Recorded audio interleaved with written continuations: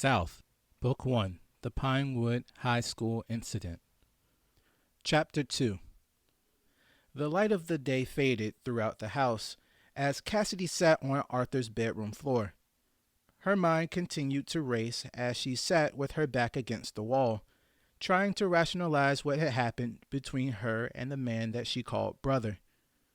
She was so focused on her thoughts that she forgot about dinner, the beeping of the microwave from downstairs snapping her out of her trance. She got to her feet and attempted to clean the dried tears on her face with her shirt. She took a moment before walking out of the room to gather herself. The last thing she needed was her mother upset before bed. Dinner was an unimpressive meal consisting of pizza pockets, chips, and some soda that Cassidy didn't really drink. She went through the motions to make sure her mother was as comfortable as possible, but she was still stuck in her mind the entire time. When asked about her day from the oblivious woman, she simply nodded and grunted on cue, as she had become accustomed.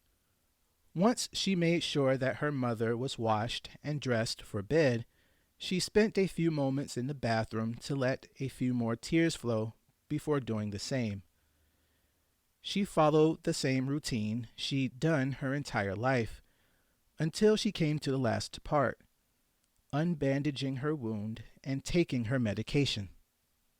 She took her time with the wrappings, each rotation causing her to feel a touch of dread at the thought of seeing the damage done.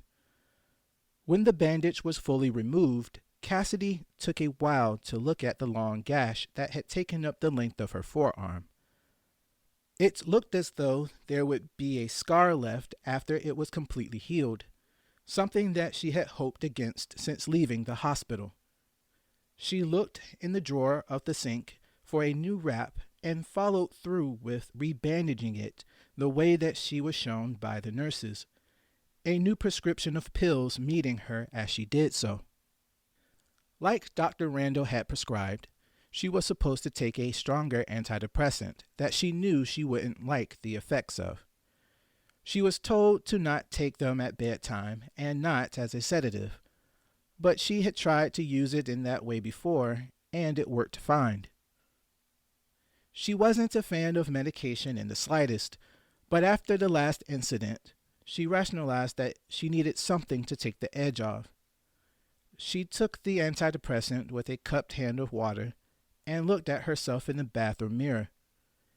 She hated herself, not in a superficial sense, but in the way someone would hate a stranger on an imposing side of a conflict. She wanted to be better, to be normal, but she didn't know what normal was anymore. Back in her room, Cassidy sat on the edge of her bed and pondered what she would do to lull herself to sleep. Her eyes fell on a pamphlet from before, rested on her vanity, and, without much thought, she grabbed the missive and fell backwards onto the bed. The darkness of the room kept her from being able to view much of the information, but she was able to garner a bit of it, primarily the time and location of the next meeting. "What do you want with me?" she asked the universe before closing her eyes. Sleep didn't come easy for Cassidy that night. As she drifted in and out of it, the pills she took began to turn her stomach, causing her to feel sick. She decided to get some water from the kitchen, but as she got up from her bed, she felt her insides trying to escape to the outside. She ran to the bathroom and hunched over the toilet to release what little contents were in her stomach into the bowl. After a good amount of time had passed, she rinsed her mouth out with mouthwash before sitting on the toilet a while longer. The pain in her stomach had seemed to be too much at the moment, but when it had seemed like the worst of the episode was over, she got up and headed downstairs to get her water.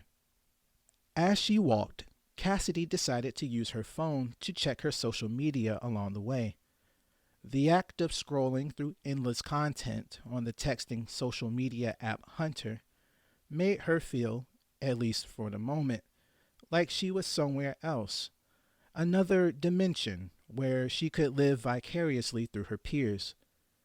There was a time where she would join in on the social discourse of her day, but that time was no more. Too much had happened for her to share openly with the group. After drinking her water and witnessing too many of her classmates lying about their lives, as well as an unfiltered rant from Amber about older women minding their business, she decided to get off the site and head back to her bed. When she had returned to her room, she fell onto the bed and rolled over on her back to stare at the ceiling. She let her mind drift to thoughts of her interaction with Arthur, thoughts that she knew wouldn't be considered healthy, but she didn't know what else to think of. Everything else had seemed to be falling apart around her, and she felt frustrated. She would have begun to cry again, but before she could dwell further on the topic, she had fallen fast asleep. She didn't consider herself to be much of a dreamer, but that night Cassidy was visited by strange images. She saw herself at school, doing what she had always done with Amber at her side. But something was off. She was popular, and people were smiling as she walked the halls of the school. Teachers were ecstatic to see her, and Brittany was left with a jealous scowl upon witnessing her magnificence. She somehow ended up outside at the football field near the bleachers and saw a woman with beautiful black hair turn to her, but she couldn't see her face. "Cassidy, no!" A familiar male voice echoed in a muted scream, the reverberations of which seemed to wash over her in a wave of desperation. Cassidy's eyes darted open to see the dark interior of her bedroom slightly illuminated by the light blue sky outside her window. She lay there a moment to try and regain her footing in reality before rolling back and forth to find comfort. She gave up after a while and picked up her phone to see that she was 30 minutes away from having her morning alarm go off. The alarm featured the musings of a high-pitched cat singing about going fishing, a trigger to the memory of making her dad laugh hysterically when she first played it. Cassidy hadn't spent much time thinking about him that year. She remembered how hysterical she was when she had got the news, her mother barely able to talk through her wailing. She had survived the crash and was well enough to watch over him at the hospital, but her erratic behavior had made the doctors seek out Arthur for aid. Arthur was at work, and his phone was on silent, so they had called her. She remembered how angry her mom was with Arthur when he had finally shown up, going as far as to punch and kick him. She remembered all the details that didn't matter, but the one thing she found herself losing the memory of was his face. Cassidy got up from her bed after touching the faint scar on her inner thigh, washed and dressed, and combed her hair before heading downstairs to prepare breakfast. There was a time where her mother would be up before her to cook and clean, but one morning after the incident, Cassidy had found her standing in front of the stove, trapped in her mind. The pot she was cooking with was on fire, and the flames were licking the vent hood rested above. Luckily, Cassidy had been having trouble staying asleep due to the medications, and rushed in to extinguish the fire before they were burned alive. As she prepared the kitchen for use, Cassidy turned on the TV to listen to the morning news. There was a house rule put in play by their family's therapist to keep the news to a minimum, but with her mother still asleep, she felt comfortable enough to listen to it for a little while. After preparing the usual eggs, bacon, and cheese for sandwiches, she grabbed the TV remote and turned on the large screen, viewable from the island countertop she conducted her work on. Turning to yet another political storm, Pinewood Mayor Robert McKenna has gone into hiding after threats to his life have been made public on last Tuesday. This coming on the near second anniversary of the mayor's term after a close primary run. The Democratic mayor's aide, Abigail Dumont, made the following statement, quote, "The mayor is currently in fear of his life and will continue to do his sworn duty, even in isolation for the time being. Many skeptics of the older mayor have noted that the threat to his life comes after an increasing crime rate spanning his rise into office and the marking of 1 year since the death of former chairman of Pinewood's Redevelopment and Housing Authority, Mark Learman." Cassidy turned off the TV before they could show his face again and paused a moment before continuing to make her food. As she completed her task, she noticed that her heart was beating quicker than she expected, so she took a moment to collect herself before finishing. Once all of the necessary cooking and cleaning was out of the way, Cassidy prepared to leave her home when she discovered a note on the end table near the front door. It was crumpled in a manner that seemed as if it were previously balled up and contained hastily written letters with stains covering some parts. "Sorry for yesterday. There's a lot going on. Here's 20 for school. Bro." A tiny grin cracked her face as she took the money and the note and placed them in her pocket. She left her home and made her way to the bus stop to wait about 4 minutes before seeing her yellow chariot approaching from further up the road. When the bus came to a stop and opened its doors for her, she entered, got to her seat, and rode off into the sunrise to yet another session of orchestral masterpieces. As the day progressed, Cassidy went to class and maintained her mornings as she had usually done. She had always started her mornings alone, but as she was going to her second class, she was met by an unusual text from Amber. It had seemed as though it were important, her friend spouting messages detailing her drama with the guy she mentioned before, as if she was the one to tell. When her messaging had seemed to reach its conclusion, she was met by a strange request that had made her wonder about the validity of the person she was receiving the messages from. It was a request to meet in the school's parking lot in the next few minutes, a sort of plea for her to ditch her next class in favor of helping with a developing situation. "I've got to be in class, Amber," Cassidy responded, in hopes that it would be enough to end the conversation. It wasn't, however, and Cassidy soon found herself walking towards the student parking lot with an overshadowing sense of insecurity. She had known Amber to pull silly antics and to frequently attempt to skip school to meet up with guys she had met online, but this had felt different to Cassidy. The way in how inauthentic her best friend was in her responses, as if she was being told to say certain things. When she had reached the far end of the school, where the parking was, she saw her best friend standing near two people in front of a white van. They were two guys. One looked quite older than the girls, and the other was slightly younger, and was smoking a cigarette. There was an obvious familiarity to their relationship, as, when Cassidy got even closer, Amber began to fawn over the older guy, while the younger one began to laugh. When she was only a few feet from them, Amber decided to focus a little of her attention to her friend. "Yeah, Cass, what's up?" Amber's voice expressed her indifference well enough. "Hey," Cassidy began with a doe-like innocence. "Is everything okay?"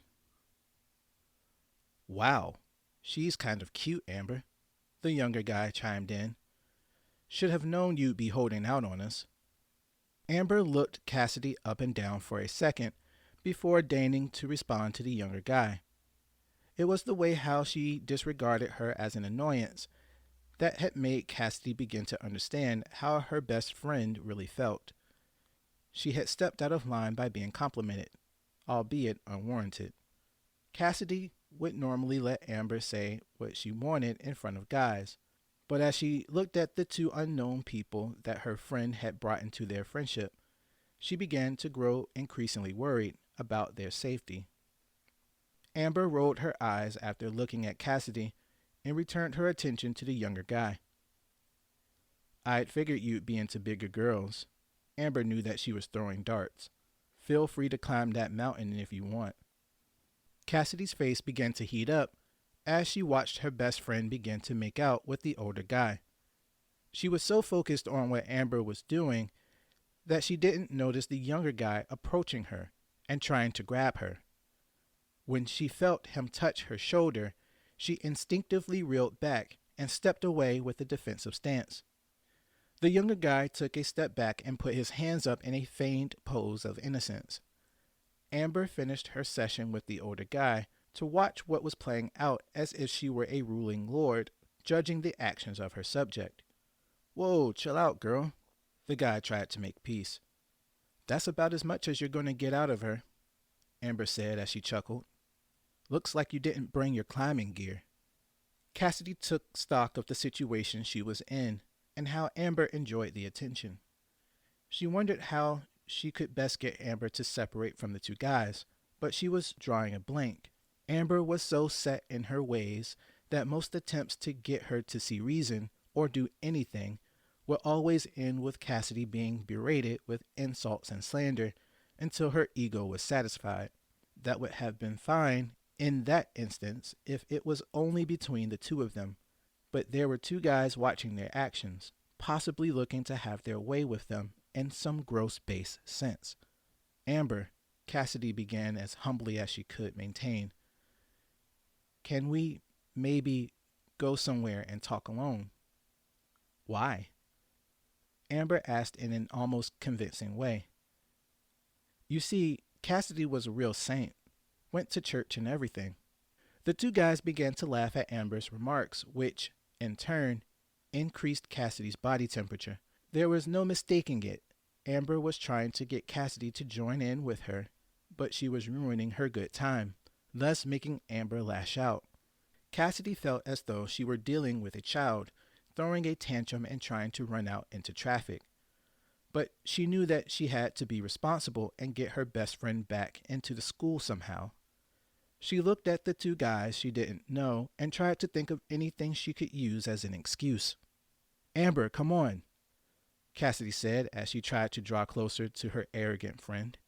When she stepped closer to Amber, instead of being able to interact with her friend as she willed, Cassidy was stopped by the older guy, using his large frame to keep the friends separated unapologetically. Cassidy felt her core tighten as her mind instantly went to her fight with Arthur. She began to tremble as she prepared words in her mind to try and defuse the situation. As the stare down heated up, however, Amber placed herself in front of them and pushed Cassidy away from the aggravated man. "Hey, babe, it's all good," she tried to placate. "She doesn't matter, right?" It looked like she needed to be put in her place, the guy said as he continued to stare at Cassidy.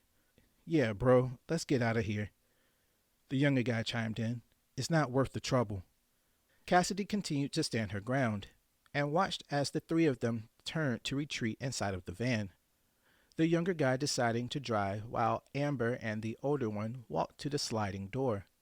She wanted to run up and grab Amber's hand, but she knew that the struggle would only invite more violence from her friend's other companions, so she didn't do anything else. As the van that Amber was so comfortably willing to enter turned over, her best friend decided to turn to her for a last time. "Grow up, Cassidy," she demanded as she placed her finger on her wrist and dragged it up her arm. "We both know you're not innocent." With that, Amber followed her escorts into the van and pulled away from the school in a blaze of smoke and loud music. Cassidy stood in the same spot for a while to try and make sense of what had happened to her, her shallow breathing making her feel dizzy. She managed to stagger to a nearby bench to work on getting her breath back for nearly 10 minutes before releasing a few tears.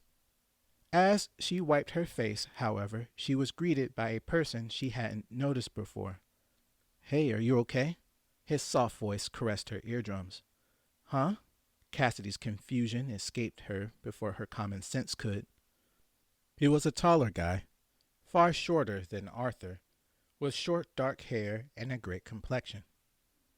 His eyes were large and inviting, with a grin that matched his healthy physique.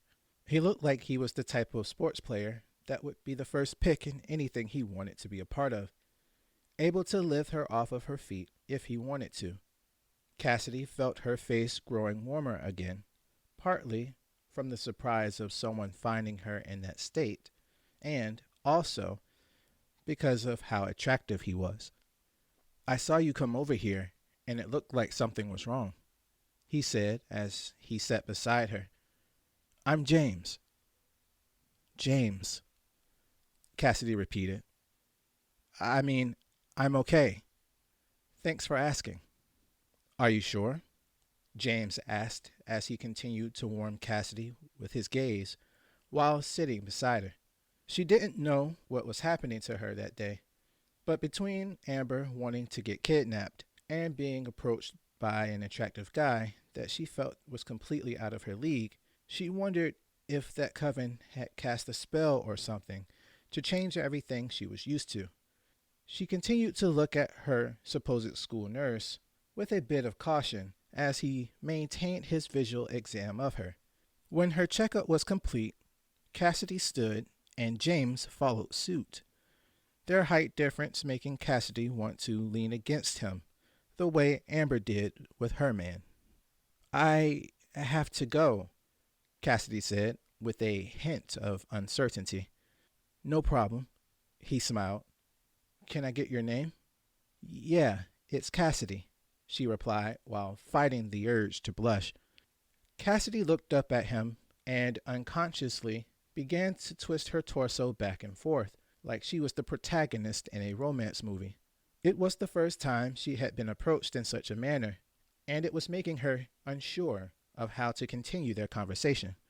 She had no experience with boys, and Amber was no help in that department. So she did what she always done in situations she couldn't figure out. "Well, okay, thanks," Cassidy said as she began to back away. "Yeah," James said in a way that made Cassidy want to punch herself for confusing him. "I'll see you around." The end of the school day came quicker than Cassidy had imagined. Her normal routine of rushing to the bus to get to her favorite seat was, instead, replaced with her wandering throughout the school in a vain attempt to pass time. The coven meeting was at 7 o'clock, and at the last check on her phone, it was only 4:47. With a sigh of indignance, she kept her pace through the school's emptying halls, waving at several staff members that called her out by name.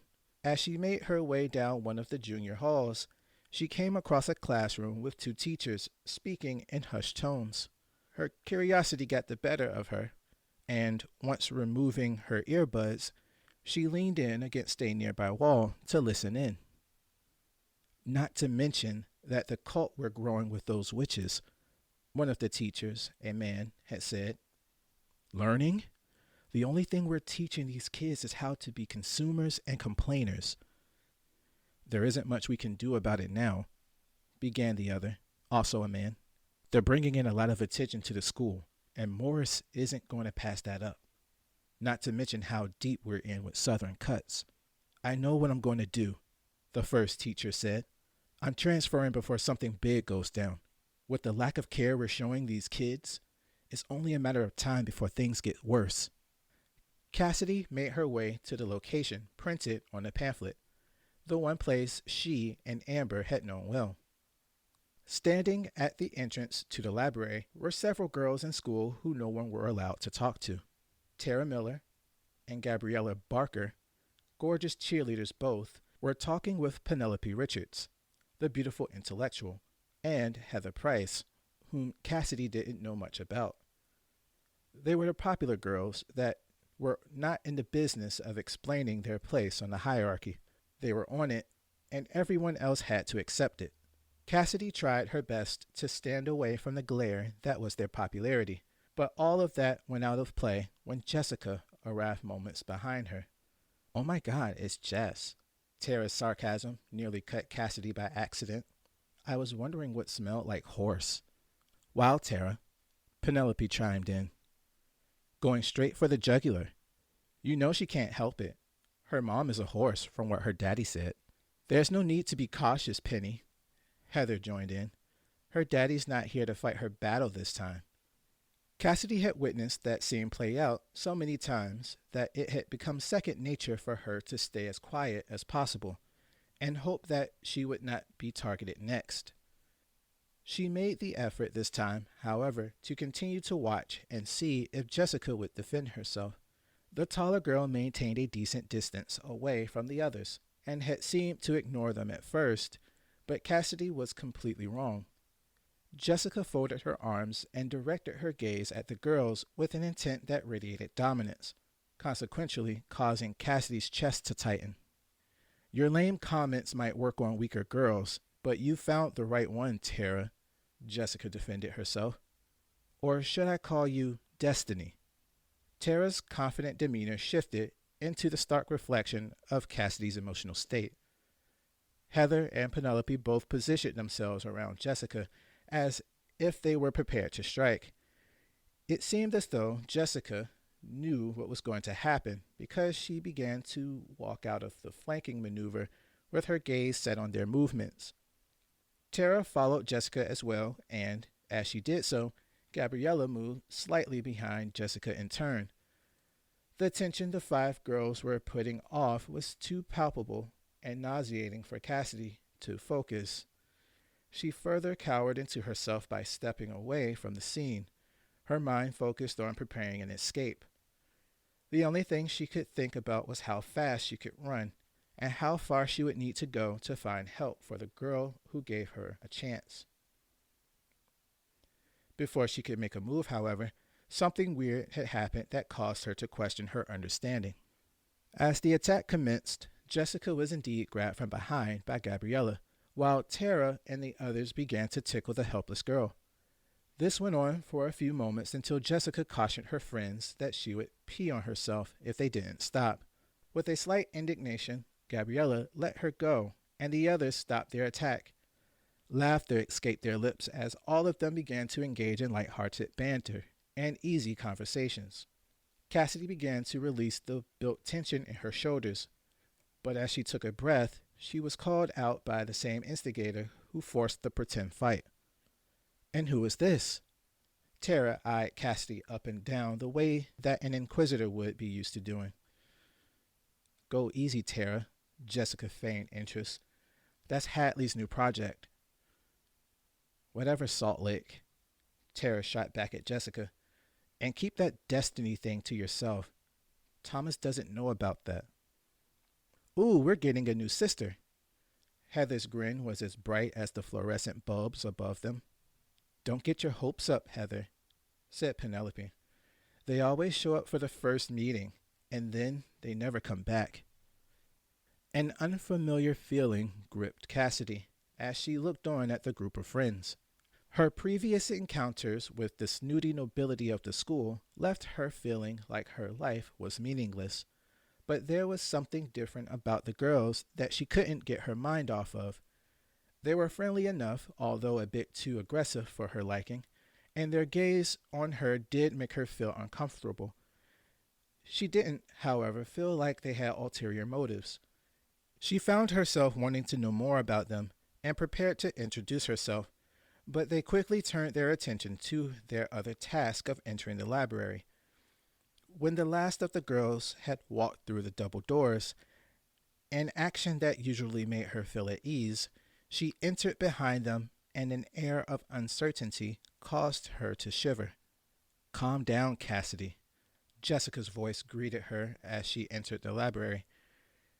We do a lot of teasing, but it's all in good faith.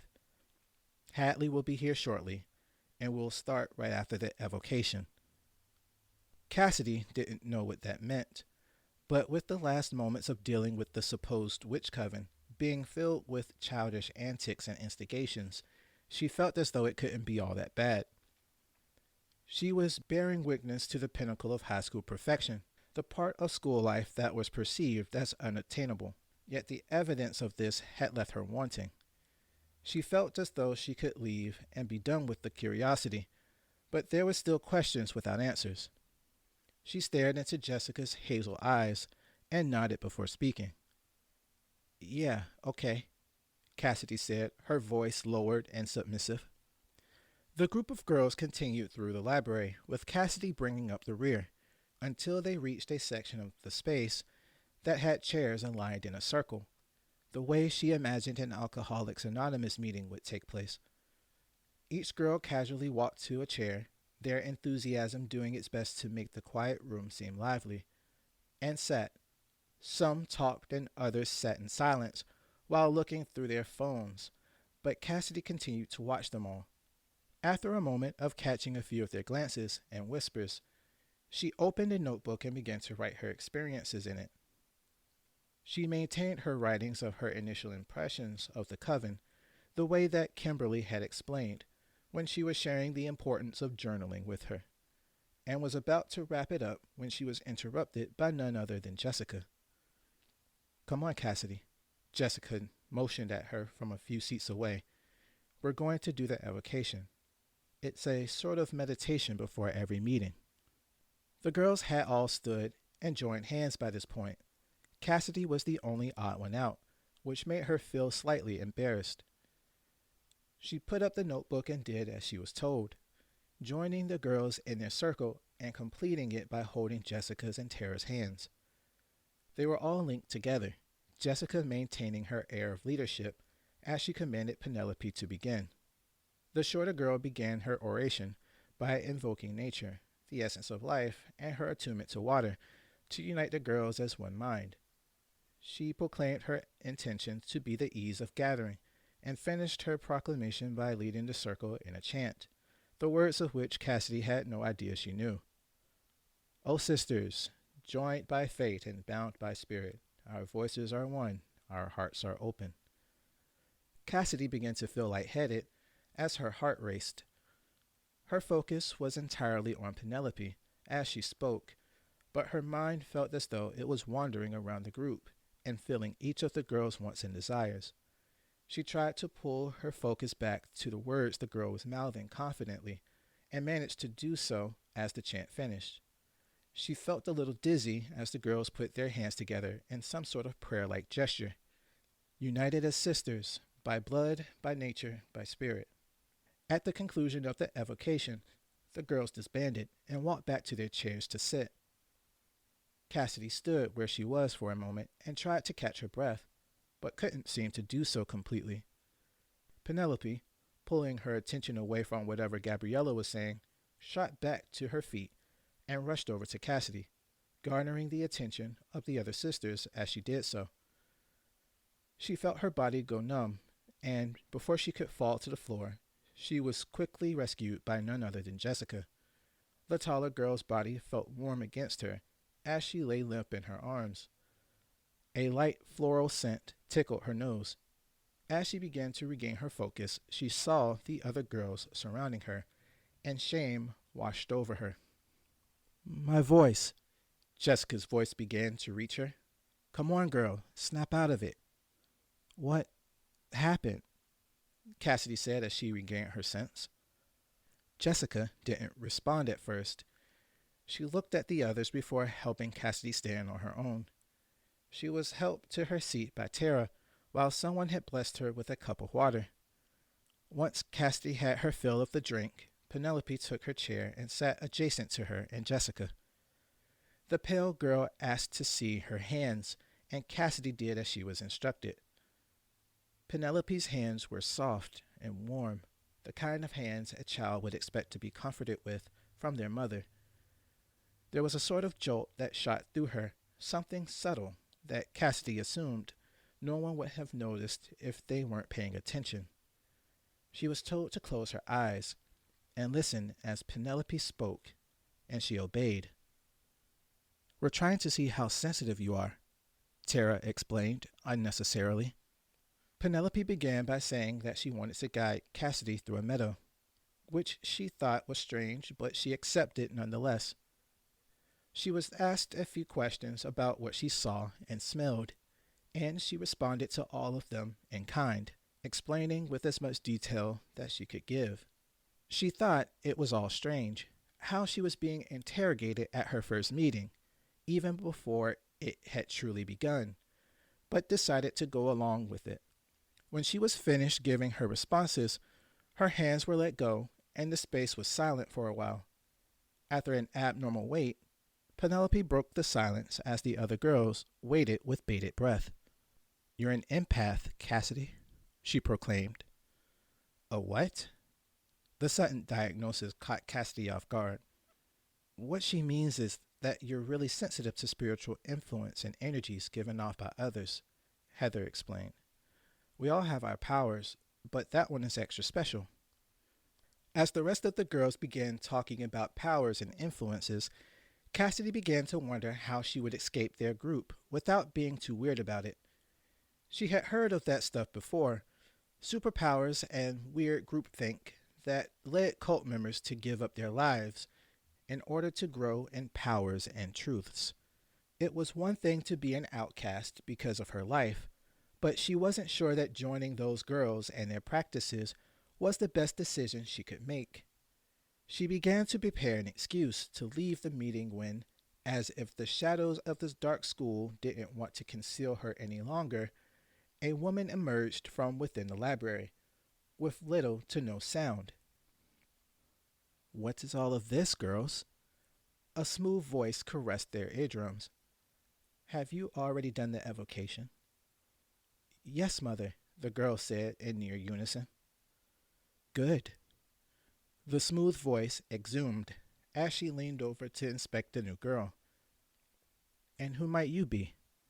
Cassidy felt her heart begin to beat fast again as she stared into the older woman's bright blue eyes. Long raven hair draped down the woman's shoulder, concealing half of her unnaturally fair-skinned face. The smell of vanilla bean excited her senses as she followed the woman's neckline to the start of the midnight dress she wore. Although she was older than the high schoolers, she was far more attractive. Each step she took towards the gaggle of girls seemed regal and filled with authority. Cassidy did her best to not sound like a sick child when she replied. My name is Cassidy. Learman." She cringed internally. "Nice to meet you, Cass," she shortened. "My name is Lydia.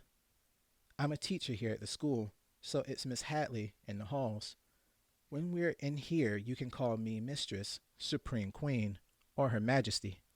Snickers rang from throughout the ranks of the gathered girls as Lydia stood in the center of the encircled chairs. A grin had grown on her face that complimented her even the more. Jessica took the role of wrangler and got all of the other girls to take their seats as Lydia paced in front of her congregation. Once everyone was seated and the room was quiet, she began to speak.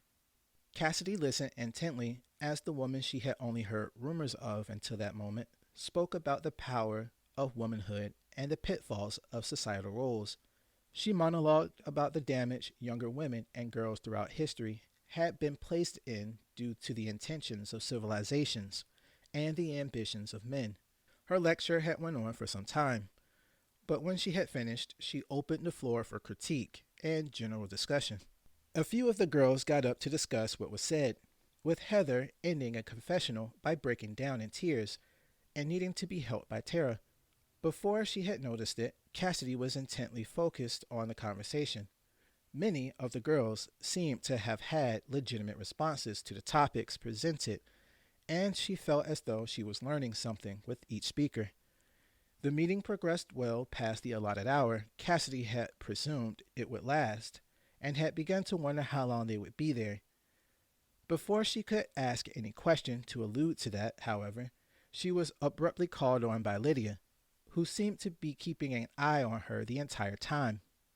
"Cass, I want you to tell us about what happened." The woman's eyes seemed sharper than ever. "Tell us about the day you lost your father in that accident." Where there was once the chattering and laughter amongst the girls, the room had grown completely silent. Some of them sat with their mouths open in disbelief at the brash forwardness shown by their leader, while others focused intently on Cassidy. She could feel the veins in her body constrict at the thought of bringing up her father. A heat washed over her that made her want to lash out at Lydia for singling her out the way that she did. However, the sudden shift in her mood made her feel sick. That sickness developed into a tremble as she tried to part her lips in protest, but couldn't seem to find the ability to. I'll help you start, Lydia smiled. Cassidy's father was a well-known chairman in Pinewood that fought against zoning regulations that would prioritize low-income housing over commercial. Please, Cassidy mouthed in absolute shock. To her dismay, however, Lydia had no intentions of stopping her assault. He was said to have been distracted by an argument with your mother, Lydia said as she stood and began to approach her. The truck tore the car in half. There was no way that anyone would survive such a thing. Cassidy couldn't catch her breath as her eyes darted around the library to spot a potential escape. Tears began to obscure her vision as the mad woman continued to spew the toxin that was making her soul sick. She wanted to scream, but she feared that the only thing that would come out would be vomit. Lydia reached Cassidy and lowered herself to meet the frantic girl's gaze. Cassidy was avoiding looking at her, but that was remedied by Lydia grabbing her by the wrist and displaying Cassidy's shame to the group. The rumors through the grapevine say that the argument was about you, Cassidy, Lydia cornered her, about your history with hurting yourself.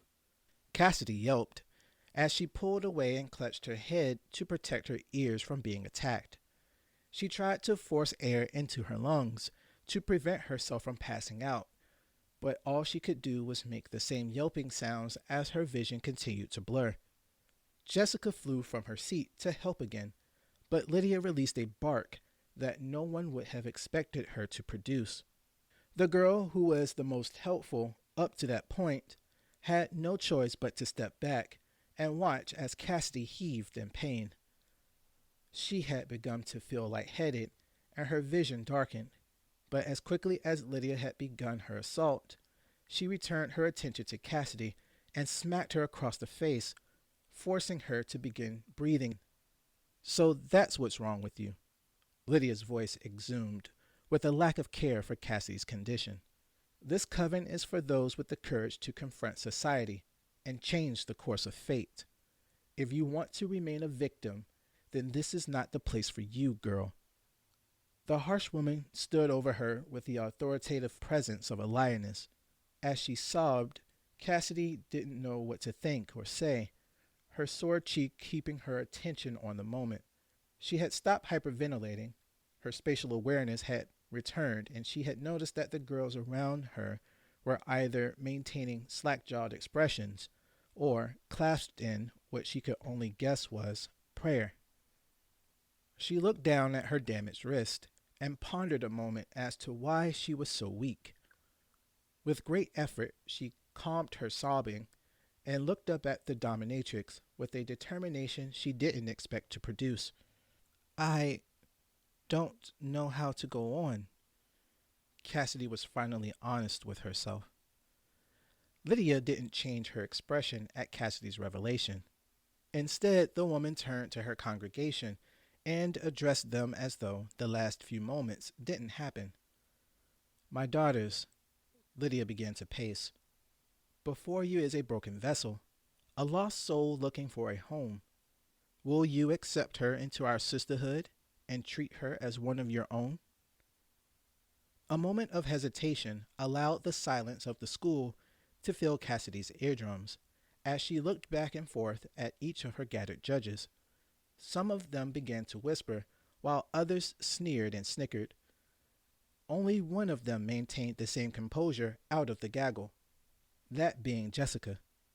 When their eyes met, Jessica stepped forward and knelt beside her, maintaining her gaze as she spoke. Cassidy, is this what you want?